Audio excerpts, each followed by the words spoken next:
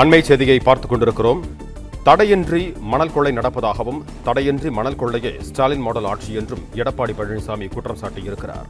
இது தொடர்பான கூடுதல் விவரங்களோடு இணைகிறார் எமது செய்தியாளர் யாதவ் பிரகாஷ். வணக்கம் பிரகாஷ், உங்களிடம் இருக்கும் தகவல்களை சொல்லுங்க. இன்று கடலூர் மாவட்டத்தில் மணிவாசகம் என்பவர் கொலை செய்யப்பட்டிருக்கிறார். இந்த கொலை வழக்கு தொடர்பாக தான் எடப்பாடி பழனிசாமி சமூக வலைதளமான எக்ஸ் வலைதளத்தில் பதிவிட்டிருக்கிறார்.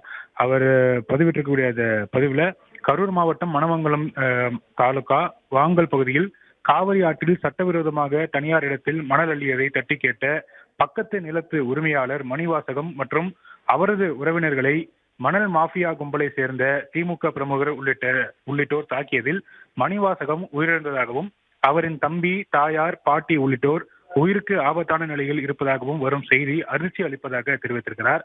ஸ்டாலின் மாடல் ஆட்சியில் மணல் கொள்ளை எந்தவித தடையுமின்றி நடப்பது நாடிருந்த உண்மை என்று விமர்சித்திருக்கக்கூடிய திரு எடப்பாடி பழனிசாமி காலை 11 மணிக்கு ஸ்டாலின் பதவி ஏற்பார், 11:05 மண் அள்ளலாம் என சொன்னவர் இந்த மாவட்டத்தின் முன்னாள் அமைச்சர். இந்த மணல் கொள்ளையை தட்டி கேட்டால் கொள்ளையர்களில் பதவி மிரட்டல், கொலை இதெல்லாம் நடக்கும். இது சட்டம் ஒழுங்கு பிரச்சனை மட்டுமல்ல, அதிகாரம் கையில் கிடைத்தால் திமுக எப்படியெல்லாம் அராஜகம் செய்யும் என்பதற்கான சான்று இது என எடப்பாடி பழனிசாமி பதிவிட்டிருக்கிறார்.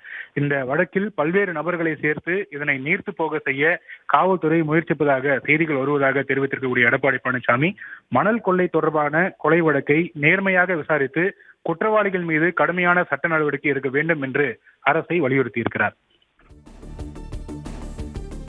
பிளே ஸ்டோர் மற்றும் ஆப் ஸ்டோரில் இருந்து பாலிமர் செயலியை QR கோடு மூலம் பதிவிறக்கம் செய்யுங்கள்.